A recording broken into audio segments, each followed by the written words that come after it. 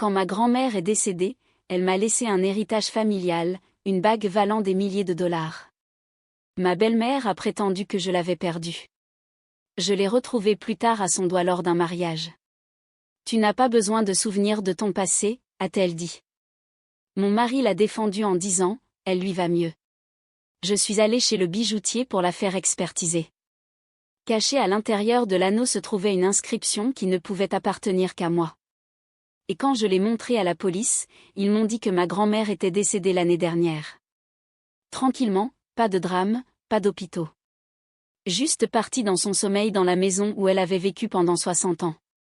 C'était la personne la plus forte que j'ai jamais connue. Elle s'appelait Nan, et elle m'a élevée pendant la majeure partie de ma vie après la mort de mes parents dans un incendie quand j'avais 12 ans. Quand elle est décédée, je n'ai pas pleuré tout de suite. C'est venu par vagues. Une minute, j'aidais à organiser les funérailles. La suivante, j'étais par terre dans mon placard, serrant contre moi le pull qu'elle portait toujours le dimanche. Elle m'a laissé une chose dans son testament. Pas d'argent, pas de voiture, juste une bague. C'était un saphir, d'un bleu profond, serti d'or rose avec de petites gravures sur le côté. Elle avait été transmise de génération en génération. Mais ce n'était pas juste une vieille bague quelconque. Elle me l'a donnée personnellement la semaine avant sa mort. Elle m'a tenu la main et m'a dit que je lui rappelais sa mère. Elle a dit que j'avais un feu tranquille en moi et que je l'avais mérité. Je la gardais dans ma commode sous une pile de vieilles chaussettes, ne la portant que les jours importants. Et puis elle a disparu. Quelques mois après les funérailles, nous avons reçu la famille de Darren. C'est mon mari. Sa mère, Céleste, est venue aussi. Elle trouve toujours le moyen de ramener la visite à elle. Elle a qualifié ma purée de pommes de terre de « sûre ». Elle m'a demandé si j'étais toujours à l'aise avec mon poids de grossesse. Mon fils avait 4 ans. Elle a fini par rester dans la chambre d'amis à l'étage, disant qu'elle avait mal au dos à cause du trajet. Bien, peu importe. Je n'ai remarqué que la bague manquait environ 2 semaines après leur départ. Je nettoyais le tiroir et je me suis arrêtée. Elle n'était pas là. Mon estomac s'est retourné. J'ai tout fouillé, chaque tiroir, chaque coin, même sous le lit et derrière le radiateur. J'ai vérifié la cuisine, les poches de mon manteau. Rien.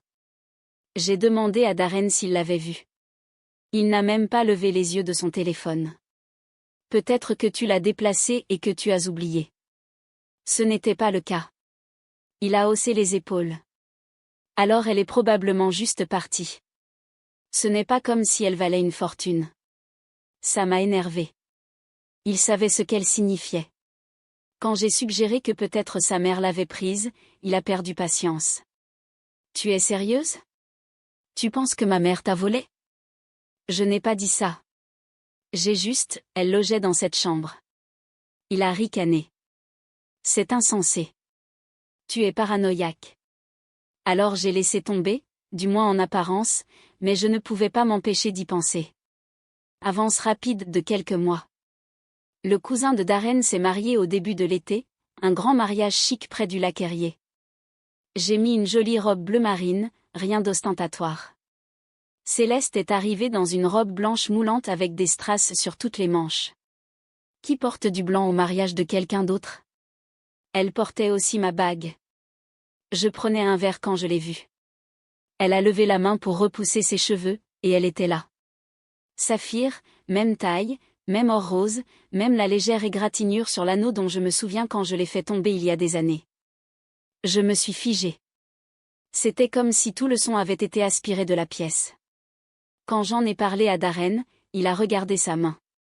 C'est similaire, a-t-il dit. Mais tu ne sais pas si c'est la tienne. Si, ai-je dit. Je connais cette bague. Il a fait une pause. Elle a dit qu'elle l'avait achetée. À New York, je crois. Honnêtement, elle lui va mieux. Ces mots ont fait plus mal qu'ils n'auraient dû. Je ne lui ai pas parlé du reste de la soirée. J'ai attendu que Céleste quitte la ville pour agir. Elle rendait visite à sa sœur pendant la semaine.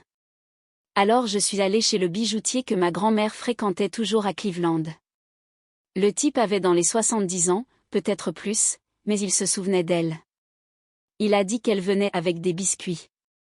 Je lui ai montré une photo de la bague à ma main de l'année dernière. Il a jeté un coup d'œil et a dit, il y a une inscription à l'intérieur. Vous savez ça? J'ai secoué la tête. Il a sorti sa loupe et l'a copiée pour moi, à AL, pour le feu auquel tu as survécu. N, c'était moi, Ashley Lorraine. Le feu était celui qui avait tué mes parents, et N était non, ma grand-mère. Personne d'autre n'aurait su mettre ça là. J'ai commencé à pleurer là, dans la boutique. Je suis allée à la police le lendemain. Je leur ai montré le testament, la photo, l'expertise du bijoutier, la note avec l'inscription. L'officier a écouté attentivement. Il n'a pas ri ni ignoré mes propos. Il a dit que si ce que je disais était vrai et que l'inscription correspondait, alors il y avait de bonnes chances que ce soit un vol. Ils ont demandé les coordonnées de Céleste. Je leur ai tout donné.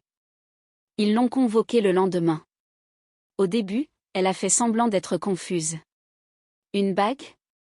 J'ai acheté cette bague, a-t-elle dit. Elle est à moi. Puis ils ont mentionné l'inscription. Son visage a changé.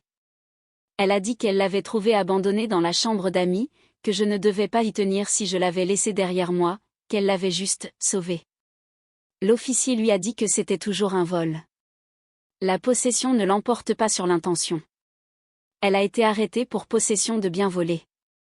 Darren a explosé quand il l'a appris. Tu as appelé la police pour ma mère? Elle m'a volé. Tu ne m'as pas cru. C'est ta famille. Tu détruis cette famille. Non, c'est elle qui l'a fait quand elle l'a prise. Tu as aidé quand tu l'as défendue. Il a claqué la porte si fort que ça a fait trembler le couloir.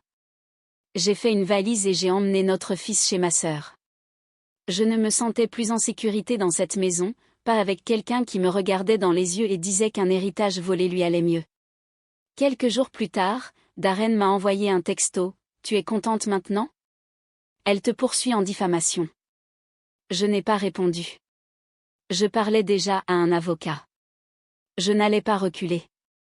Après l'arrestation de Céleste, les choses ont bougé vite. Trop vite. Son avocat a intenté une action en diffamation contre moi en moins d'une semaine, affirmant que j'avais publiquement accusé une femme innocente de vol, que j'avais ruiné sa réputation sociale et lui avais causé une détresse émotionnelle. J'ai lu les papiers avec incrédulité. La même femme qui portait ma bague à un mariage de famille et souriait comme si elle était de la royauté prétendait maintenant que j'avais ruiné sa vie. Mon avocat, Monsieur Travers, était calme à ce sujet. Un homme plus âgé, cheveux gris, yeux sérieux. Il ne s'agit pas d'argent, a-t-il dit. Il s'agit de contrôle. Elle veut vous effrayer pour que vous reculiez. Il avait raison. Mais je n'allais pas reculer. Ce qui m'a vraiment déchiré, cependant, c'est Darren. Il est retourné vivre chez sa mère la semaine même où je suis partie, a emmené le chien avec lui, m'a dit qu'il avait besoin d'espace. Puis il m'a bloqué partout sauf par email. C'est comme ça qu'il m'a dit qu'il envisageait de demander la garde de notre fils. J'ai fixé l'écran pendant ce qui m'a semblé des heures. Mes mains tremblaient. Nous ne nous étions jamais disputés comme ça auparavant. Jamais crié, jamais insulté. Je pensais que nous étions assez forts pour surmonter les épreuves. Mais ce n'était pas une dispute. C'était une trahison. J'ai envoyé une seule réponse. Si tu essaies de prendre mon fils parce que ta mère s'est fait prendre en train de voler, je te combattrai au tribunal jusqu'à mon dernier souffle. Il n'a pas répondu. Puis, une semaine plus tard, j'ai reçu un appel de ma sœur alors que j'étais au travail. Allume les infos, a-t-elle dit. Il y avait Céleste, debout devant sa maison, pleurant dans un micro, son avocat à ses côtés. Ça a été un cauchemar, a-t-elle dit. Ma belle-fille a déchiré cette famille. Je l'aimais comme une fille. Je voulais juste l'aider à surmonter son deuil. Elle est instable. Elle a besoin d'aide. Instable. J'ai failli jeter la télécommande sur la télé, mais j'ai alors vu autre chose. Derrière elle, à peine visible à travers la fenêtre de devant, se trouvait Darren tenant une femme. Pas n'importe quelle femme, Élise, son ex. J'ai eu l'impression que le sol s'effondrait sous mes pieds. Élise, celle qu'il disait toujours folle, qui ne s'entendait jamais avec sa famille, qui faisait de toute une compétition. Et maintenant, elle était dans ma maison avec mon mari pendant que sa mère pleurait aux informations sur la façon dont j'avais tout détruit. Tout s'est éclairci. Céleste ne m'avait jamais aimé parce que je n'étais pas Élise. Darren lui parlait toujours, probablement depuis le début. Peut-être que c'était le plan depuis le début, me pousser dehors, me faire passer pour instable, puis faire revenir Élise comme si de rien n'était. Je n'ai pas pleuré. Je n'ai pas crié. J'ai appelé Monsieur Travers. Je veux contre-attaquer, ai-je dit, pour détresse émotionnelle, diffamation et vol. Et je veux la garde exclusive. Il n'a pas hésité. Nous déposerons plainte d'ici la fin de la semaine. J'avais toujours la bague. La police me l'a rendue après avoir tout vérifié. Je la gardais enfermée dans un petit coffre-fort chez ma sœur. Mais ce n'était pas la fin. 2 jours après le dépôt de plainte, quelqu'un est entré par effraction chez elle. Ils n'ont pas pris d'argent, n'ont pas touché la télé, ont juste vidé les tiroirs, retourné les matelas et ouvert tous les placards.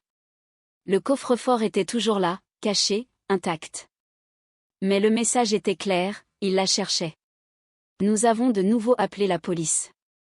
Ils ont relevé des empreintes, en ont trouvé une partielle. Trop flou pour prouver quoi que ce soit, mais la taille correspondait à une main de femme. Céleste. Je ne pouvais pas encore le prouver. Puis est venu le dernier rebondissement auquel je ne m'attendais pas. Ruth, une vieille amie de ma grand-mère, m'a contactée après avoir vu le reportage. Elle avait près de 90 ans et vivait à Akron. Je suis allée la rencontrer, ne sachant pas à quoi m'attendre. Elle m'a montré une photo de 1948, ma grand-mère portant la même bague, sa main posée sur une Bible. À côté d'elle, un petit garçon, le frère de Ruth. Ta grand-mère m'a dit un jour qu'elle avait caché un message dans cette bague, a dit Ruth. Pas juste une inscription. Un secret. Je l'ai regardé fixement. Quel genre de secret? Elle l'a fait faire pour qu'elle s'ouvre. Il y a un fermoir caché sous la pierre. La plupart des gens ne le remarquent jamais. Elle a dit que si quelque chose lui arrivait, cette bague protégerait la vérité. Mon cœur s'est mis à battre la chamade. Je l'ai remercié, je suis allée directement chez le bijoutier. Il a passé 10 minutes sous la loupe, puis a halté. Le voilà, a-t-il dit. Un minuscule déclencheur. Je n'ai pas vu quelque chose comme ça depuis des années. Il l'a ouvert. À l'intérieur de l'anneau, plié si petit qu'il ressemblait à un pli dans le métal, se trouvait un rouleau de papier scellé dans de la résine. Il l'a soigneusement ouvert sous la lumière. C'était une lettre notariée, manuscrite, signée par ma grand-mère, datée de 2 ans avant sa mort. Elle disait, si vous lisez ceci, quelqu'un a essayé de voler ce qui appartient à ma petite fille. Cette bague lui appartient légalement. Toute autre personne en sa possession commet un vol. C'est sa preuve. J'ai pris une photo, je l'ai envoyée à mon avocat. Il a dit, ça vient de tout faire exploser. Une fois la lettre cachée révélée, les choses ont commencé à changer. Mon avocat l'a immédiatement versée au dossier. Il a joint une déclaration sous serment du bijoutier, une photo horodatée du rouleau et la déclaration de Ruth confirmant qu'elle en avait entendu parler des années auparavant. Légalement, ce n'était plus seulement sentimental. C'était maintenant une preuve concrète. Céleste n'avait pas seulement pris quelque chose de valeur, elle avait ignoré un avertissement légal qui y était attaché. Cela a transformé toute la situation d'un simple vol en quelque chose de bien pire. C'est alors que Céleste a changé de stratégie. Elle a retiré sa plainte en diffamation le lendemain matin même. Pas d'excuses, pas d'explication, elle l'a juste retirée discrètement par l'intermédiaire de son avocat. Mais ce n'était pas une victoire. C'était un avertissement. Elle se regroupait. Plus tard cette semaine-là, j'ai reçu de nouveaux papiers. Elle me poursuivait maintenant pour abus émotionnels, affirmant que j'avais manipulé son fils, que j'avais volé des biens familiaux et que j'utilisais le deuil comme une arme.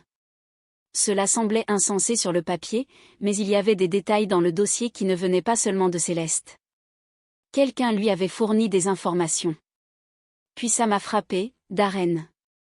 Il avait pris son parti depuis le début, la fausse bague de New York, disant qu'elle lui allait mieux, la regardant salir mon nom aux informations. Et le pire de tout, la laisser approcher notre fils après ce qu'elle avait fait. J'ai appelé Monsieur Travers. Si elle ment dans ses documents judiciaires, nous pouvons le prouver, n'est-ce pas? Il a hésité. Elle est prudente, a-t-il dit. Et elle est intelligente. Mais je pense qu'il est temps que nous creusions plus profondément. Il a engagé un détective privé, une femme nommée Mel. Ancienne policière. Silencieuse. Très professionnelle. Elle a dit qu'elle commencerait par la bijouterie où Céleste prétendait avoir acheté la bague à New York. 2 jours plus tard, Mel m'a appelé. Il n'y a aucune trace de son achat de cette bague. J'ai vérifié la boutique. J'ai même parlé au propriétaire. Il ne vend pas de pièces vintage, seulement des créations neuves. Donc cette partie de son histoire était officiellement morte. Mais alors Mel a dit autre chose. J'ai aussi trouvé son rapport de crédit de l'année dernière. Elle a ouvert un coffre-fort dans une banque de sa ville 3 mois après la mort de votre grand-mère. Vous voulez que je regarde? J'ai dit oui. 1 semaine plus tard, j'ai eu les photos. À l'intérieur du coffre se trouvaient 4 objets, 2 vieux colliers que je me souvenais que ma grand-mère portait lors de fêtes spéciales, un médaillon avec la photo de mon grand-père à l'intérieur, une lettre manuscrite de ma grand-mère pour moi, ouverte mais jamais donnée, et un brouillon imprimé du testament de Nan avec des parties barrées. Mon sang s'est glacé. J'ai de nouveau appelé Ruth. Elle a dit que ma grand-mère lui avait envoyé une copie du testament au cas où quelque chose disparaîtrait. Ruth l'avait toujours, l'a envoyé à mon avocat. Nous avons comparé les 2 documents. Céleste avait falsifié le brouillon. Elle avait barré mon nom dans une section et écrit celui de Darren à côté. Nous avons fait analyser l'écriture. Elle correspondait à la sienne. Cela a tout changé, faux, falsification de testament, vol, harcèlement, possession illégale de biens volés. Mon avocat m'a appelé et m'a dit, ce n'est plus seulement une querelle de famille. Ça va au tribunal. Mais au moment où nous avons porté plainte pour faux et fraude à l'héritage, les choses se sont assombries. Le lendemain de la nouvelle, quelqu'un a crevé les pneus de la voiture de ma sœur. 3 d'entre eux. La police a dit que ça avait l'air personnel, quelqu'un voulait nous effrayer, pas seulement causer des dégâts. Puis j'ai commencé à recevoir des textos anonymes, arrête de creuser. C'est juste une bague. Tu perdras ton fils avant de gagner quoi que ce soit d'autre. J'ai tout signalé. Les textos étaient masqués, intraçables. Mais je savais que c'était elle ou quelqu'un qui travaillait avec elle.